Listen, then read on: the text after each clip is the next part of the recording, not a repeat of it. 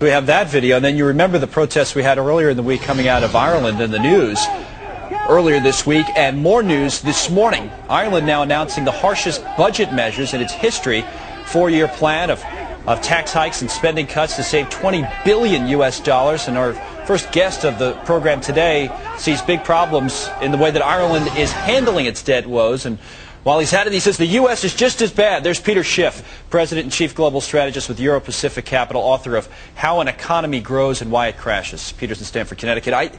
Let's start with Ireland, and we'll try to apply what's happening there maybe to the United States a little bit. You believe the Irish went wrong when they bailed out their banks, right? Yeah, you have to remember, this is where the problem started. When the financial crisis hit, Irish banks were basically insolvent. Right. And rather than allowing the losses to hit the private sector where they should have belonged, the government decided to bail them out. And now the problem is the losses are much bigger than they bargained for, and now the Irish people are being forced to pay the bill for very bad political decisions. They've announced some of those decisions today. They're going to cut their minimum wage. They're raising the VAT tax. They're raising some of the income taxes. Keep corporate taxes the same, by the way. But they're doing all these things. As you say, the people have to pay for it. And here in the United States, obviously, we bailed out our banks, too. Are the two comparable? I mean, Ireland's such a much smaller country. But you think they're comparable? Yeah. Well, sure. You have to remember, go think back to the subprime crisis when it first erupted, and our politicians were assuring us that it was confined to subprime.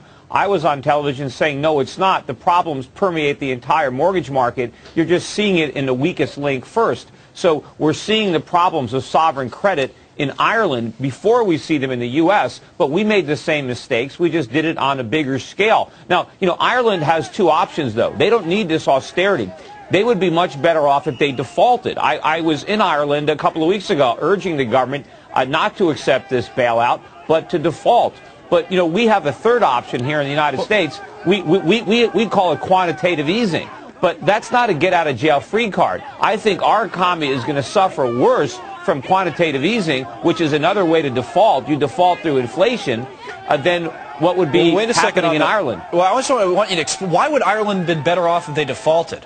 Because they wouldn't have to pay this money back. I mean, first of all, they should definitely default on the debt that the Irish government assumed on behalf of the banks, like Anglo-Irish Bank. I mean, and allow the losses. Because why should the public, why should the Irish people have to foot this bill? I want lenders, I want creditors to take a loss. I don't want people to think that loaning to governments is risk-free. No matter how indebted the government becomes, that it will always tax its citizens to pay its debts. When the government borrows too much money, the lenders need to take a haircut here. It shouldn't just be the Irish people that suffer. It should be all the banks around the world that loaned them the money. So then will one of the other countries default? I mean, will it happen in Portugal? Or there's just going to be bailout to bailout, though, here, don't you think? No, that's why I think default is better. It also creates a moral hazard. Now, everybody expects a bailout, and now the lenders expect to get bailed out, so they will loan recklessly to governments that shouldn't be borrowing.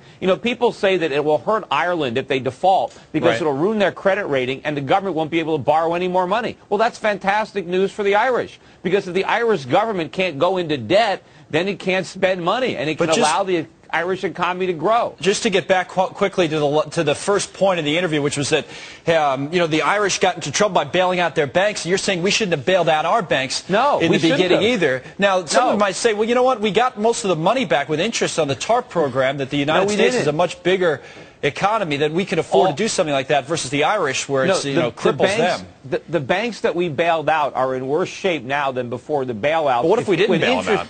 But they're going to fail anyway, because when the Fed tries to unwind its balance sheet, when it tries to, the exit strategy, and interest rates go up, all those banks that we bailed out are going to fail again, and now they're going to need an even bigger bailout than the first time.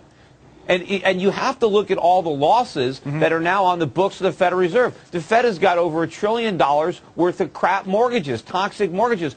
What are the losses going to be when they have to sell them? We don't know what the losses are. They're not marking them to market. They're not trying to sell. These losses are hidden in the balance sheet of the Fed. But they are real, and the average Americans are going to suffer, because I think rather than exiting, we're going to keep on inflating. It's going to be QE3, QE4. We're going to destroy the dollar, and we're going to wipe out the savings and the wages of the middle class. Right now, more than ever, the public needs to hear this. The Conspiracy Against Your Money. This is why we're here, so we can address the issue before it's too late.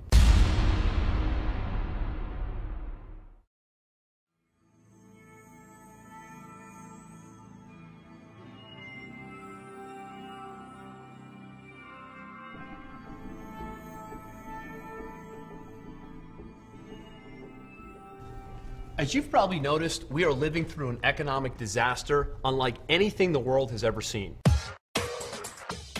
People are losing their homes at record rates. Household and government debt is exploding. Good people we love and care about are losing their jobs and their savings. The middle class is shrinking and is in great danger of disappearing altogether.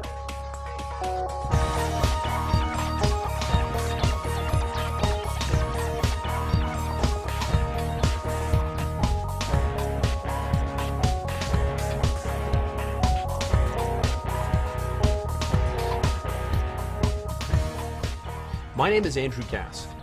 As you'll soon see, there is indeed a conspiracy. It's been pulled over the eyes of honest, hardworking citizens like you and me by the people in power. They've kept us in the dark far too long, and we've paid for it far too dearly. But now it's our turn, and it's not too late. We know what happened to your money. We know who took it. And if you're the type of person who's willing to take a stand for yourself, with courage, integrity, and a self-made resolve, we know exactly what you can do about it.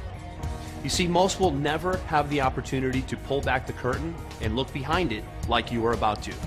By the end of this DVD, you will know who is taking your money and what you can do about it starting today.